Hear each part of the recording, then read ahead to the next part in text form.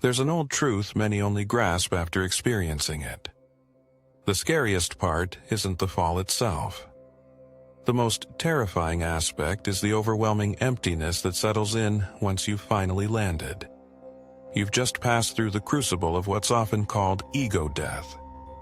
Perhaps it found you in the radiant glow of a spiritual awakening.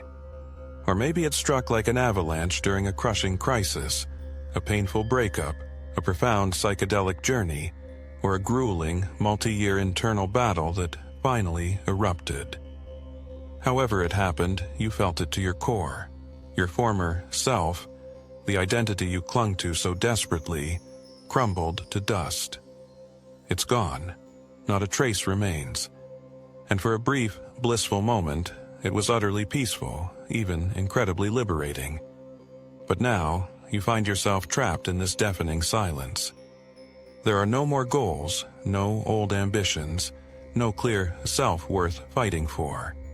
All that's left is this bottomless gaping space where you once were. It is here, in this silent abyss, that most people lose their way. We naively believe that enlightenment is an endless glow of ethereal, cosmic bliss. But the harsh reality is quite different. It's chaos, it's utter disorientation. It can cast you to the lowest point of your life, leaving you lying on the floor, desperately trying to remember why anything even matters. Carl Jung, the great German psychologist whose insights forever reshaped our understanding of the human psyche, grasped one of its most vital mysteries more deeply than most. He called it the death of the persona. This is the critical moment when the mask we so meticulously crafted for society finally crumbles, revealing a shocking truth.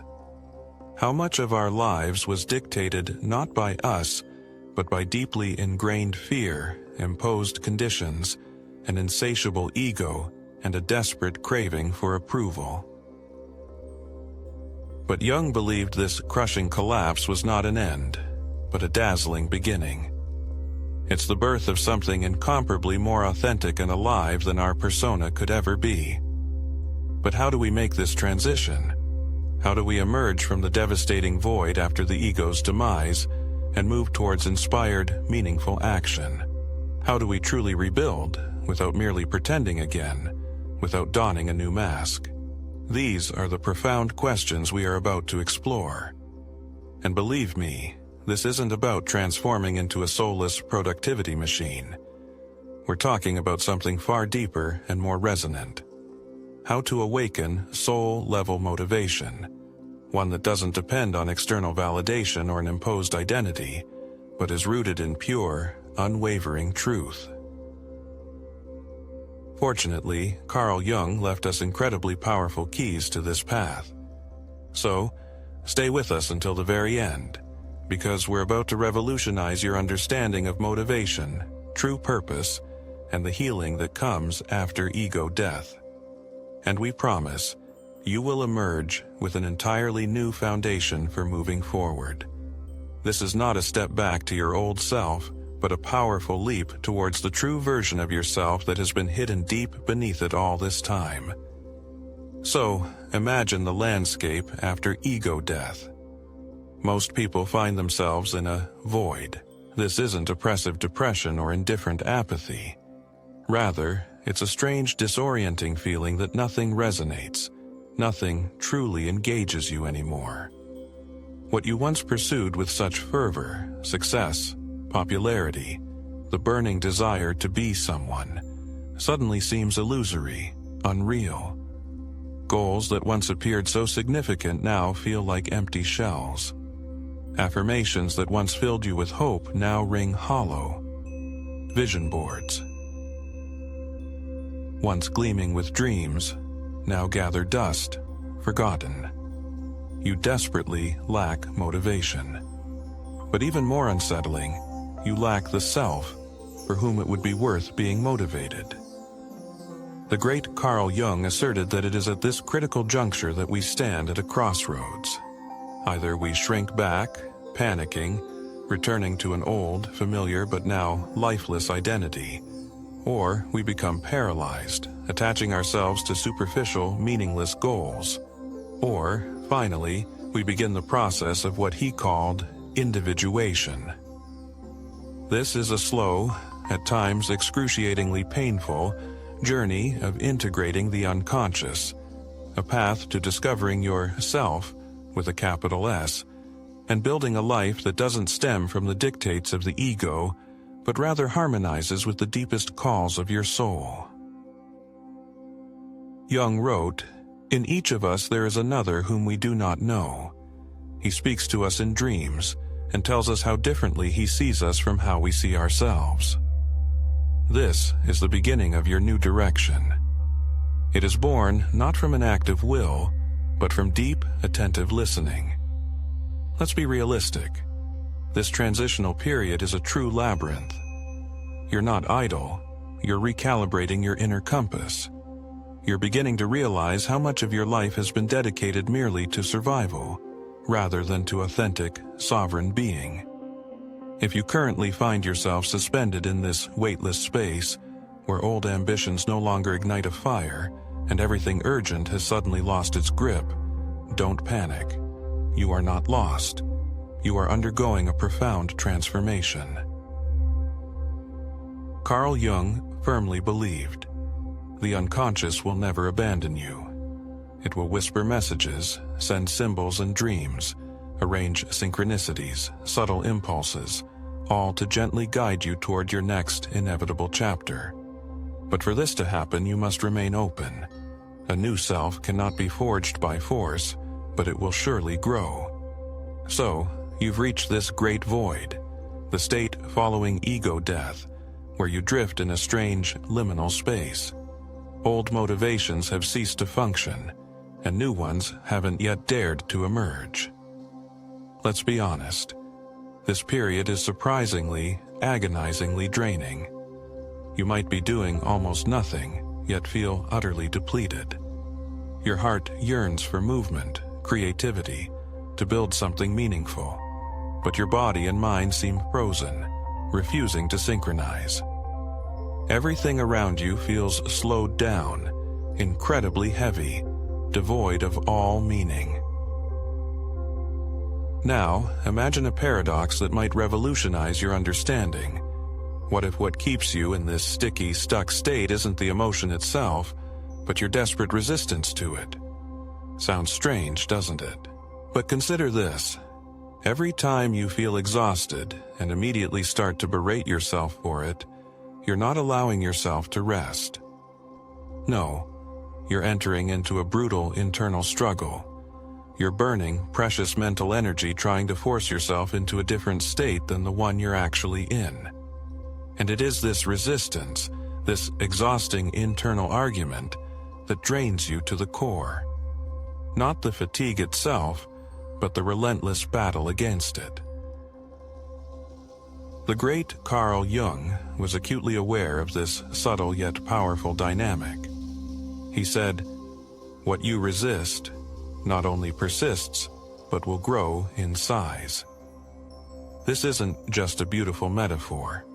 Jung was talking about our human shadow, those deeply hidden parts of ourselves that we stubbornly suppress, condemn, and try to avoid at all costs. When we fiercely resist what lives within us, we literally split ourselves. We create a battlefield within, fueling an unending internal conflict. We squander vital energy on futile attempts to pretend that everything is perfectly fine, that we are strong and unwavering. But what would happen if you simply stopped?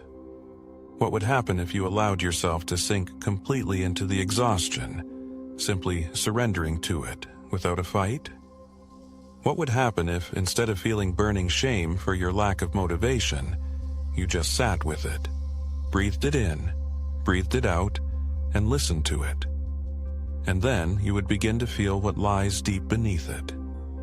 The moment you stop resisting a so-called negative state, when you allow it to exist without clinging to judgment, that is when you create boundless space for it, opening the way for its natural movement.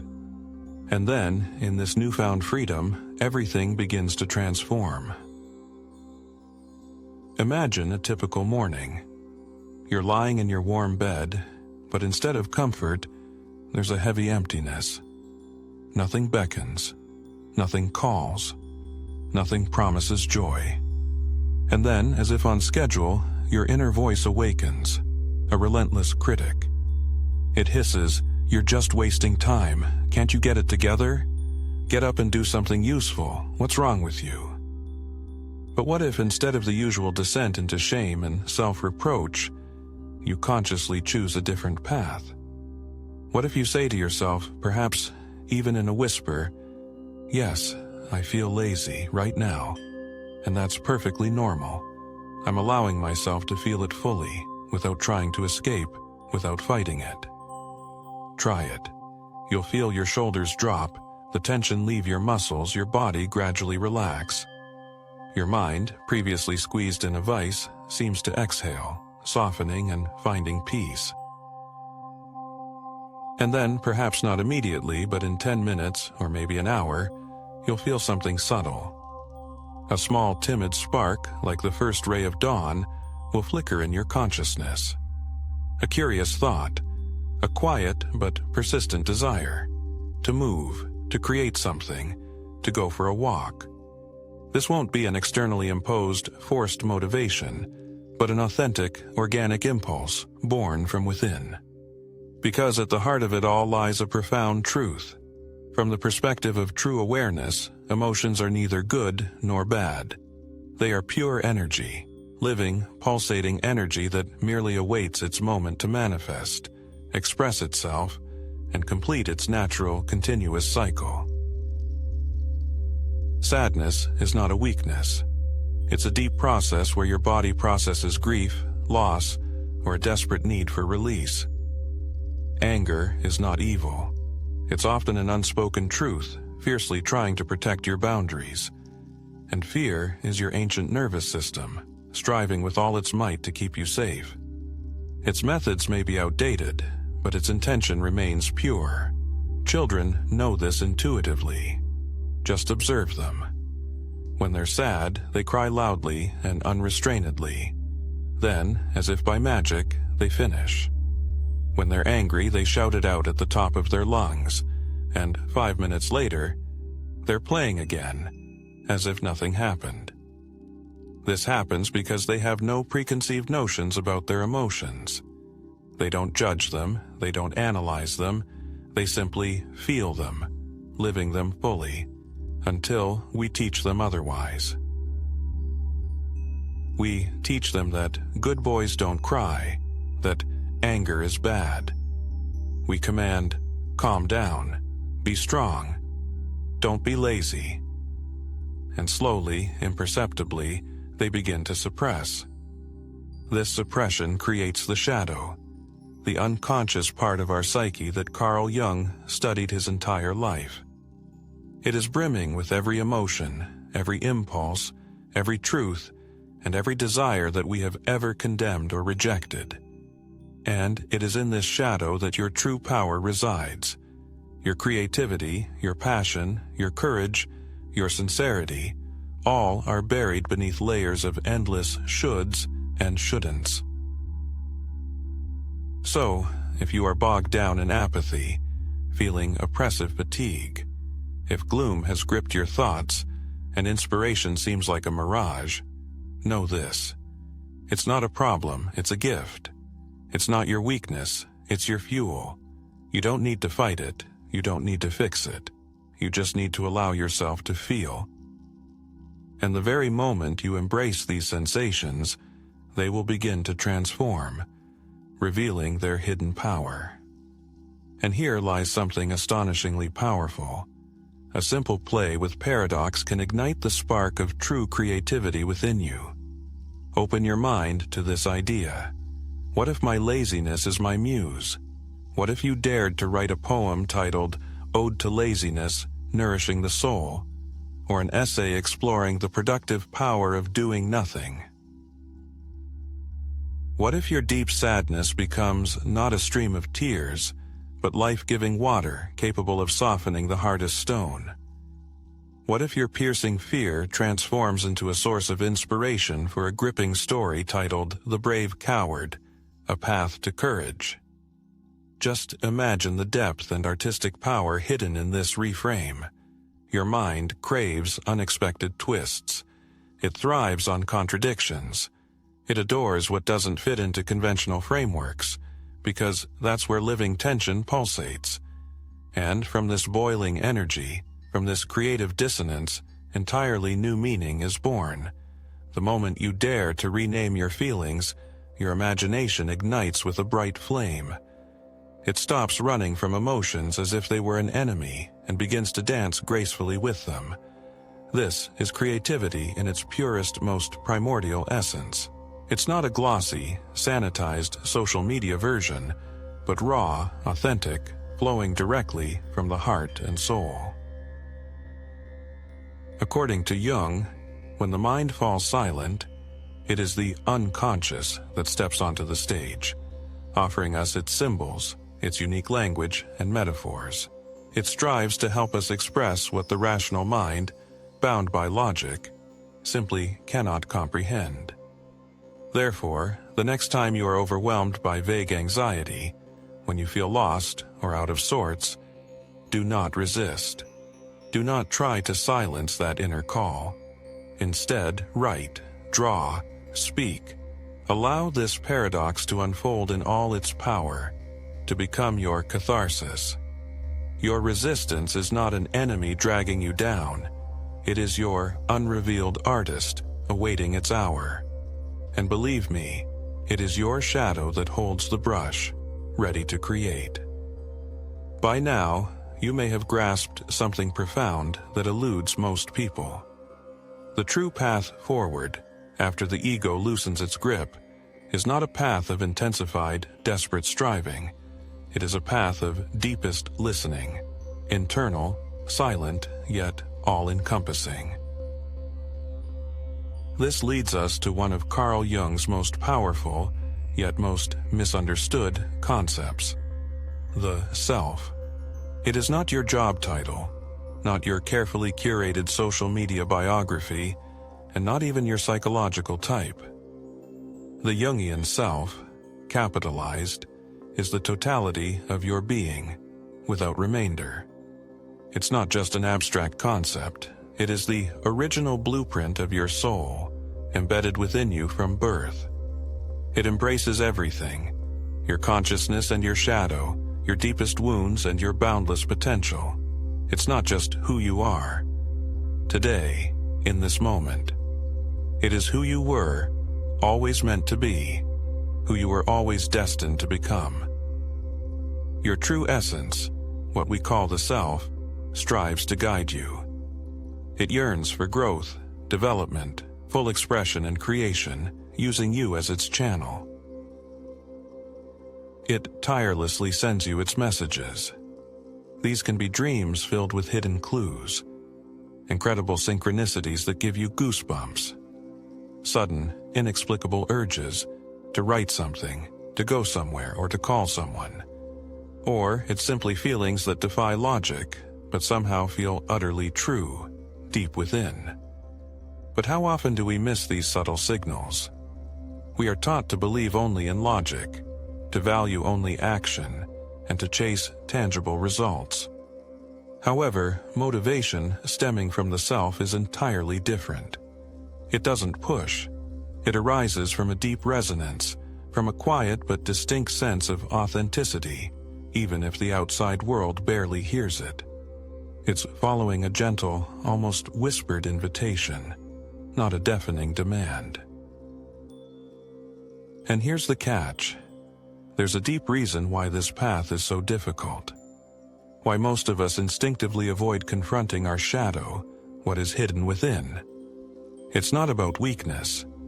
It's that truly feeling, experiencing with your whole being, can feel tantamount to losing control. And losing control is like the ground disappearing beneath your feet, losing all support. Because you know perfectly well, tomorrow you have to get up, go to work, manage your business, take care of your children, support your partner. You have to keep functioning, right? Naturally, you are tense. You suppress every spark of inner turmoil.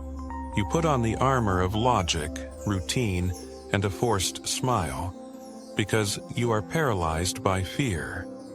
Let go for even a moment, and your familiar world will collapse into an abyss. This is not a failure. It is a survival instinct, deeply ingrained and absolutely justified. But let me reveal a profound truth to you. Your sorrow, your fatigue, your anger, they are not destroying you. On the contrary, they weave you into the very fabric of your life, rooting you within it. For beneath this layer of tension, beneath every taut string, awaits your authentic self, yearning to be heard. Imagine this. You allow yourself simply to be, to sit in this inner void, not resisting a single feeling, letting them flow freely. And then, one of those days, like a timid sprout through asphalt, a strange, almost whispered desire emerges. You suddenly want to rearrange old furniture in your room, or simply go outside, feel the wind on your face, or open a blank document and type a few phrases that are, for now, meaningless. Almost mechanically, you brush off the thought, whispering to yourself, "Nonsense, what's the point?" But something inside responds with lightness, a feeling of expansion, as if wings are unfurling. This is the voice of yourself, your deeper self. Listen to it. It is this kind of symbolic, non-linear intelligence Jung believed that holds true treasure. He called it the transcendent function, that invisible bridge connecting the conscious with the boundless unconscious. When you allow the two voices, reason and intuition, to finally speak in unison, something entirely new is born. A direction that is not imposed from without, but unfolds from your very essence. However, how agonizingly difficult it is to trust this inner calling, especially when we live in a culture that labels rest as weakness, dismisses intuition as a mere whim, and elevates ruthless productivity as the highest mark of our worth. You grew up steeped in this system to your core. So, is it any wonder you doubt yourself? It's no surprise that doing nothing feels dangerous, that you fear falling behind, that you are haunted by the fear. If I don't figure everything out right now, I'll be stuck forever. But here's the truth. The soul doesn't adhere to deadlines. It lives by attunement, by deep resonance. And when you begin to honor your precious energy, when you listen to your innermost impulses, when you create sacred space for your feelings instead of constantly fixing them, something shifts. Slowly at first, almost imperceptibly, and then, suddenly, like a flash. You begin to feel a genuine desire to move forward again, not because you should, but because it feels deeply meaningful. You pick up a pen not for productivity, but to express something authentic, alive. You reconnect with people not to impress, but to truly connect from the heart. It is at this moment that something truly magical happens. Motivation ceases to be an elusive goal you desperately chase and transforms into a powerful, internal current that you consciously direct. You are no longer searching, but becoming. A pure, open vessel for your authentic self, for the very quintessence of life. From beneath the debris of others' expectations and ideas of who you should be, your true inner artist, inventor, creator, healer, teacher, builder, the one who has always been waiting for their moment, finally emerges. Stop for a moment and ask yourself, truly listen, what has yourself, your deeper I, been trying to tell you lately? And if in response to this question you feel only silence or a slight bewilderment, don't worry, it's not a failure. On the contrary, it's a beautiful sign. It means you have finally started to listen. And, of course, a perfectly natural, earthly question immediately arises. one that many of us ask ourselves, perhaps even with a hint of despair.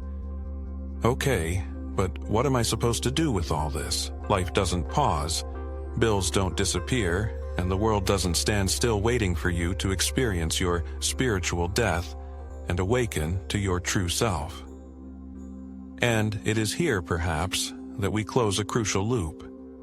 For it is precisely this profound, yet often overlooked truth that many spiritual bypasses ignore.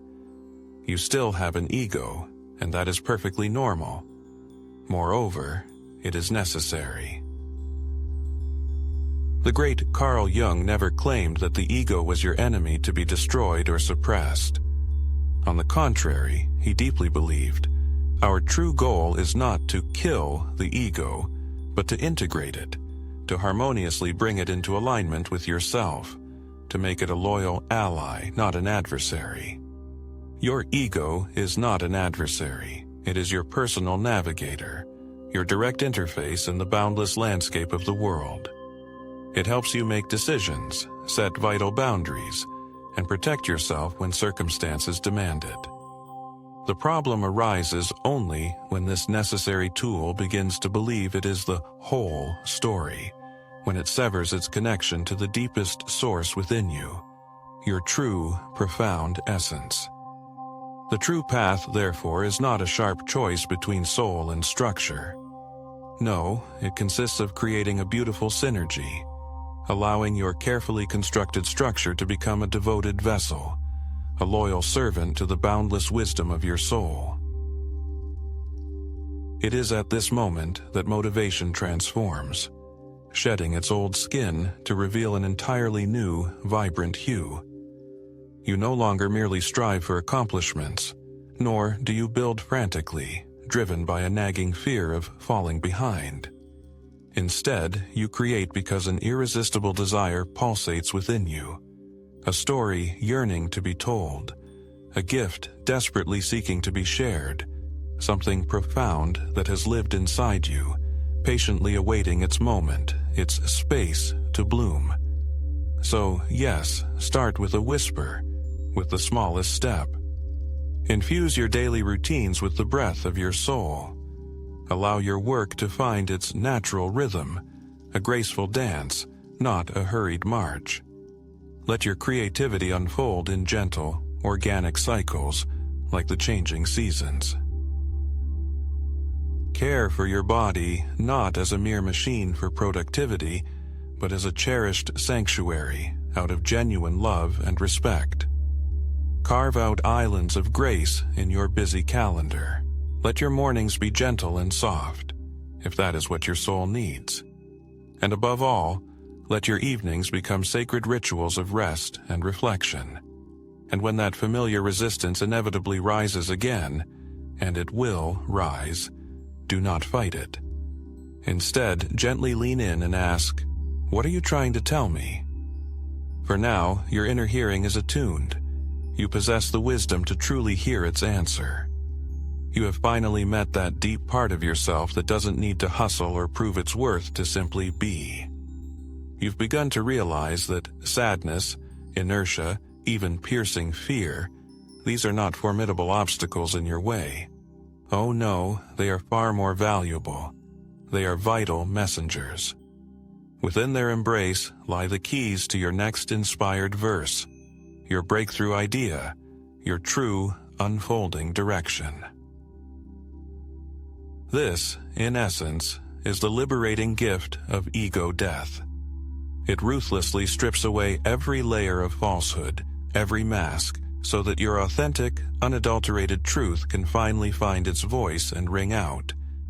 And when you dare to let this profound truth shape every action you take, when you allow your shadows, your moments of stillness, your paradoxes to illuminate, how you move through the world, how you show up, how you serve, that is when you blossom into magnificent wholeness. You stop performing and begin, instead, to genuinely express your deepest essence. You stop pushing against the current and begin to gracefully align with its flow. You relinquish the relentless chase for life and finally begin to live it, fully, fiercely, gently, embracing each of its majestic contradictions. This is far more than just motivation. It is deep embodiment. It is your authentic self, alive and vibrant, breathing fully in this world. And if you've journeyed this far, you likely already feel it. This deep, silent knowing, this subtle inner shift. It doesn't roar, it doesn't demand attention, it doesn't strive to be a viral trend. But its authenticity is undeniable, and that authenticity, believe me, is more than enough.